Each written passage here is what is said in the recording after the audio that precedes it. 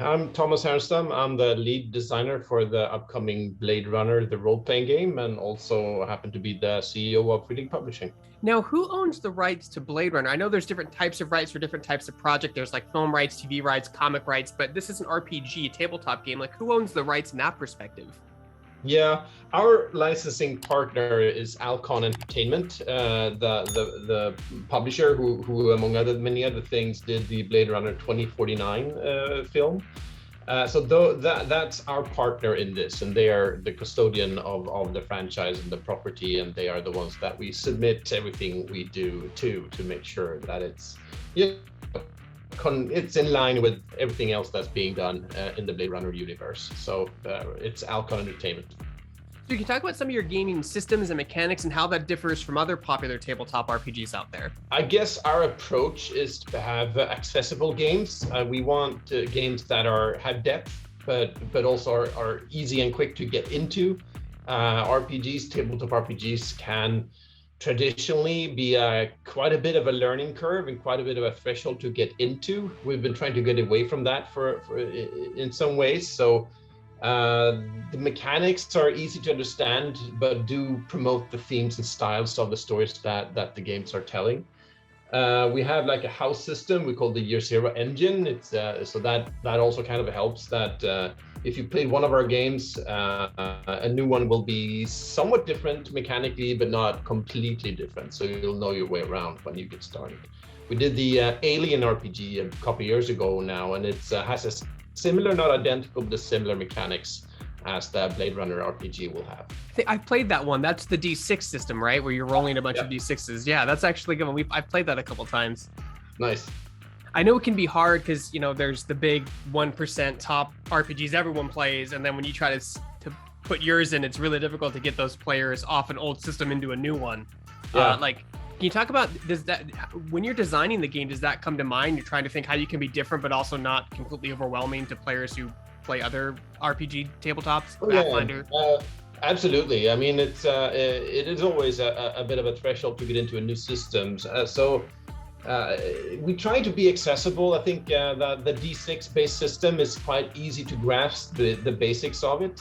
For Alien, then you have some more layers on it. Like in Alien, you have the stress dice that you will accumulate that will kind of represent the rising tension, since it's a kind of a horror film in a horror game in space. But the basics are that easy to understand dice pool system. So even if you're used to playing something different, I think our games systems tend to be easy to understand and get into, and that's something we're very aware of, and something we always are considering when we're designing a new game, because it can be a challenge to get players to try out something different. So we want to bring them along for the ride and make it easy to try it out. And then of course there is more depth and complexity as you go along, but the initial threshold should be fairly low. Now, just because I'm curious, like sometimes Kickstarter is used to purely fund the project 100%, like that's what it is with like your Aliens and Lord of the Rings and now Blade Runner. But sometimes it's also kind of a conduit to show investors in your business that people are interested. Which one was yours? Was yours both? Was yours 100% funded? Can you talk about that process at all? Yeah, I mean, I guess a Kickstarter is a lot of things, really. I mean, of course, it's a way to test the market, to know what we are getting into, and we're a small publisher, independently owned. We're not part of a big conglomerate or anything like that. So it's important for us to know what we're getting into, how many books and games we should print and all of that. So a Kickstarter is a great way to test the market and get out there. I mean, I think for this one, we were fairly, confident, obviously, that it would do fairly well. I mean, we weren't, Blade Runner is a big franchise. We had already done Alien, so and The One Ring and many other games. So we had a solid track record on that front. But even so, it's always good to kind of test the scope. How big is this? I mean, how big can this get? So it has that. I don't think we needed the Kickstarter to make the game. That's probably not the case, but it's very helpful to test the market, and the more interest we have, the more we can do. And that's where these stretch goals come in, that if we see that there's a large interest and we can actually print a lot of copies, that also makes it easier for us to add more content to the books and the games. So it really, I think, helps to match, so we can make the game as great as it can be without, taking huge risks. So I think it really works. And of course, also there's a community aspect to it, so that when we do a Kickstarter, it really creates a great momentum, and backers are involved, their feedback on things, we talk to them. So it's a great way to kind of connect with a community that you don't really get if you just publish something normally and sell it normally. So I think for us, it's been great, a great tool, a great platform to use, and we've been doing it for a number of years now. So it's a variety, a couple of different benefits that we see. Yeah, I mean, like you said, it's interesting because sometimes, like I'm saying, not saying yours of this, but sometimes some Kickstarters are going to have a full retail release, but then they say, hey, but if we get these goals, we can release all this extra cool stuff. Just to, like you said, to gauge those waters, because Kickstarter is such a great tool for developers and physical products, because back in the day, you didn't have that data right away. You'd have to release your book, wait 6 months, get all that data back, see how many people were playing, see what the criticisms were. But now you almost get that instant feedback in this digital age. Yeah, precisely. How much playtesting do you typically do when you're making a new RPG? I mean, obviously, a lot of it's up to the player's imagination, but the systems have to make sure that they all work, and they, like you said, with the Aliens game, with the stress die, they have to fit the world. How much playtesting do you do for these tabletop games?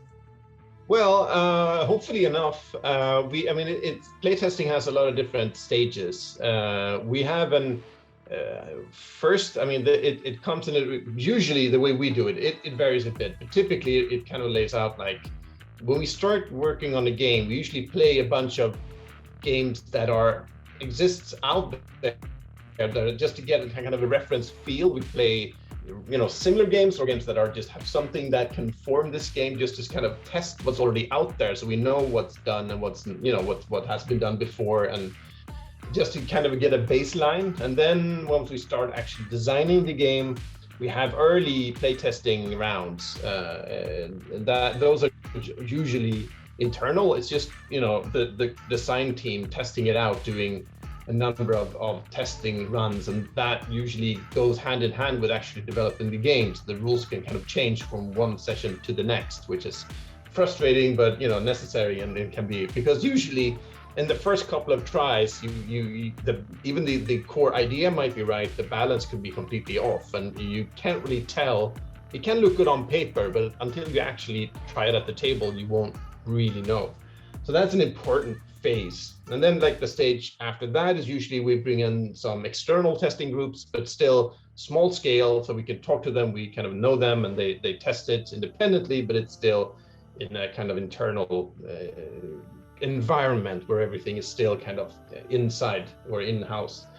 And then the next stage after that is usually when we have some form of early access and leave it and let backers try it out. Usually they get access to a PDF before we go to print, and that's going to happen for Blade Runner also, that we'll be sharing the full PDFs of the game before we go to print. And that's also proven to be a very useful method, because even though, of course, we do our own play testing, and it should be tested before we even show it to backers, but it's just, these are complex things. Even a tabletop RPG it's a complex machinery, and it's just, there's no substitute for having like thousands or tens of thousands of backers going over it, testing it.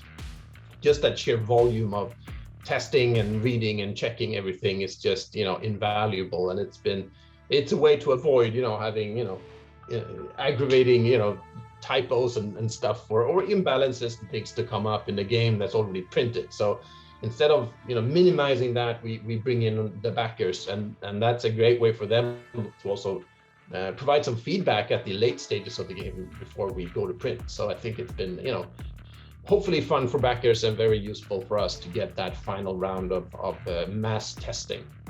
What's the turnaround time for something like this? I mean, when you're saying, hey, let's do a Blade Runner RPG, and then when you have the physical book in hand, like, how long does that take? It can vary a bit from, usually if you start counting, in the case like this for a licensed product, you start counting from the day the agreement is signed until you have a book in hand. I would say typically 2.5 years 3, yeah, around there. It kind of depends on, you know, a few different factors, but it usually tends to be or something around that. I think that's 2 years shy of like a AAA 5-year Bethesda game. Yeah. Like, you know, like those games take 5 years to make, and you're nipping their heels at 3 years. That's a long dedication time. Yeah. It really is, yeah, and it's a long process. I mean, obviously, tabletop RPGs are usually have smaller teams than a AAA computer game, but I think, you know, the effort and the workload of the you know, the core, I mean, the team and the people involved, I think is not less. You know, it's a lot of work, but, you know, obviously it's a lot of fun too. I mean, and it really is like, why are you guys the only ones seem to be really experimenting with different IP? I mean, you always have there's generic fantasy IP out there, there's generic sci-fi, but you're really specific. Like I have a friend who really wanted for the longest time, wanted the Aliens RPG, and then when you made it, he instantly bought everything and all the modulars and everything for it, because there really is that market out there. There are people who really want a specific world RPG with specific rules.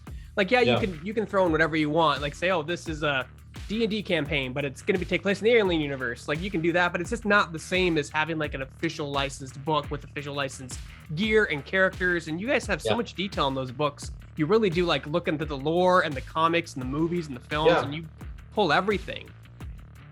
Yeah, it's a lot of research done, and that's usually. I mean, I'm for Blade Runner, I'm the lead designer, but my work is mainly on the rules and structure side, and just getting everything together. For Blade Runner, we have a great setting writer called Joe LaFavi, who is you know, total.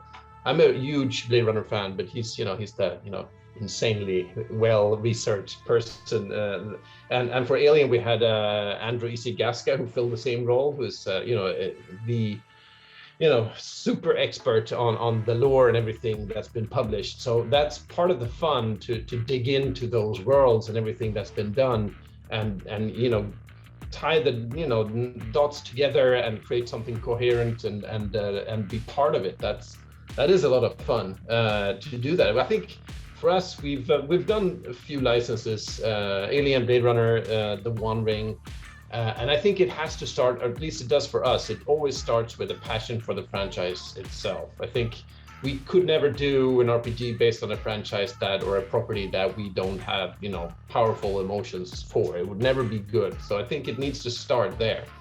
But I mean, when you have that, like in the case of Blade Runner now, I think I couldn't imagine something, you know, anything more fun. For me, that's more fun than just, I'm going to invent my own sci-fi world. I mean, that can be fun too. But for me personally, I think, you know, being part of Blade Runner is, you know, bigger and more fun.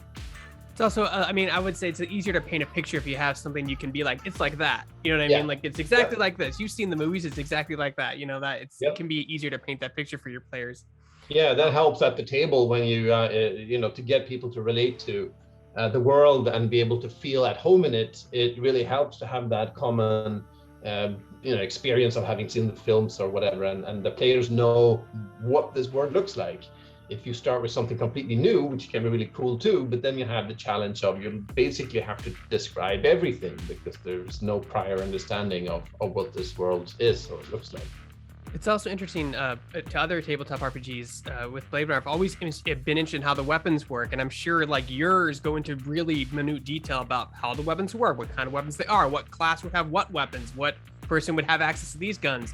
That's just so much world building that some of it's not in the book, some of it's not in the movies, that you have to just basically reach up to the IP holder, or in some cases even the owner, be like, hey, how does this work?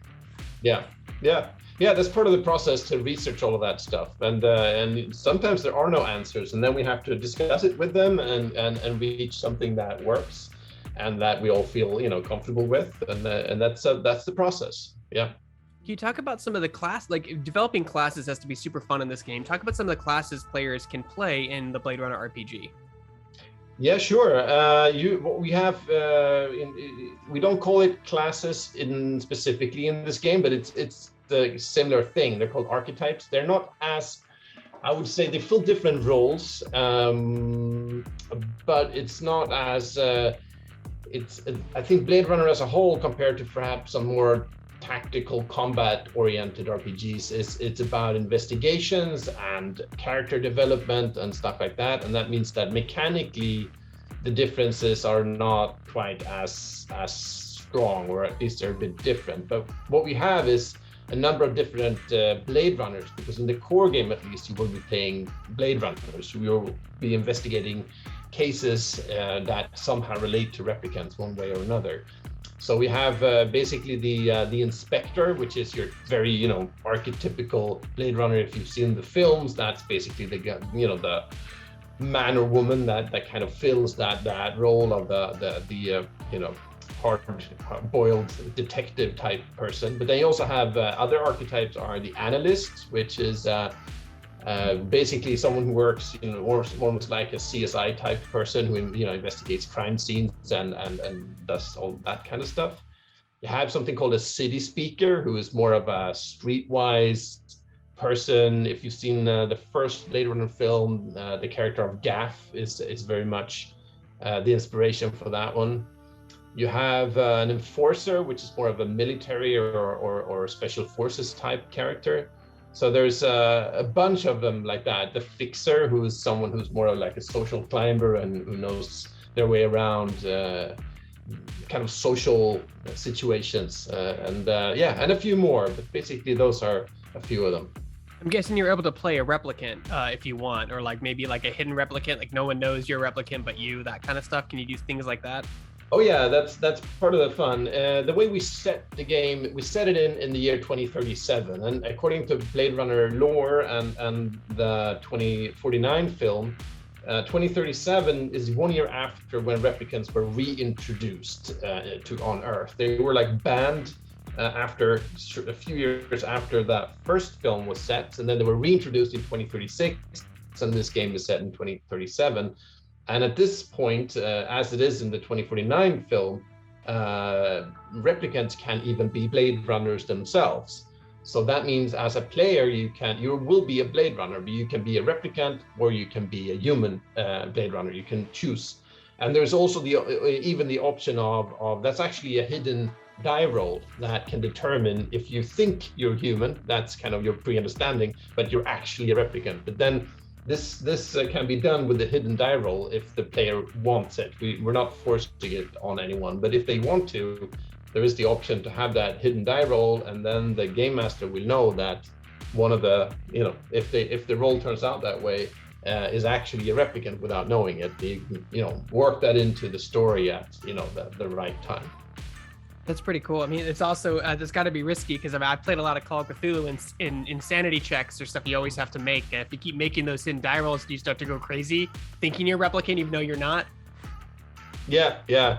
No, it can create some you know, dicey situations, but also can be quite fun. Unintended dicey situations. Yeah, exactly. So Thomas, when like your Kickstarter's live now, when does it end, and like where can players, if they miss out on the Kickstarter, like will there be a chance for like a late pledge or anything like that? Are you coming to full retail eventually? Yeah, the Kickstarter runs until May 26th, so it's just over 2 more weeks. So there's plenty of time to go still, and of course it's just, you know, fun to have as many. You know, if you're thinking about it, it's always great to have you on board for the Kickstarter. But in case you miss it, there will be opportunities to make a late pledge. Even though that won't, you know, unlock stretch goals or anything, but it's possible. And yes, there will also be a retail release toward the end of the year is the plan. But I think, you know, if you're into this, it's you as a backer, you get early access to all of the PDFs in just a month or two. So you'll be, you know, way ahead of the curve and get into all of this stuff before everyone else. If you wait for a retail release, you'll have to wait until Christmas time or something. So it's Kickstarter is the best way to do it, I think. And people, of course, can go on your Kickstarter page and look at all the stretch goals, but are there any stretch goals you're particularly really proud of or really excited about to tell people? There's a bunch of them, really. We have, I think we've unlocked 20 or even more now. So you've gone a lot. Yeah, it's insane. Yeah. It's quite a lot, yeah, and I think it's what this game will have that is definitely part of the stretch goals, and that is a lot of fun is since it's based on casework and investigating cases. there's going to be lots of evidence handouts, like handouts of maps and documents and photos and things like that. So it's really, and those, many of those were stretch goals. Now that we've unlocked so many, we can basically do all of the ones that we wanted to. And those will be really cool because they will basically fill your table space with all this kind of evidence that you will be collecting, and then you have to connect the dots to find the truth of the matter. So those are yeah, I'm really psyched to see how they will turn out in print. Was there anything particularly you wanted to include in the stretch goals, but due to time or funds or just manufacturing you couldn't do, that you can talk about?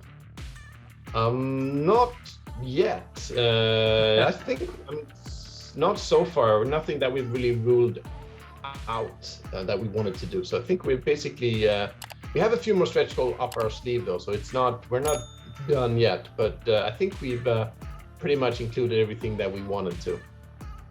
That's perfect. So the Kickstarter is live right now. I'll leave a link in the description below. Thomas, thanks so much time.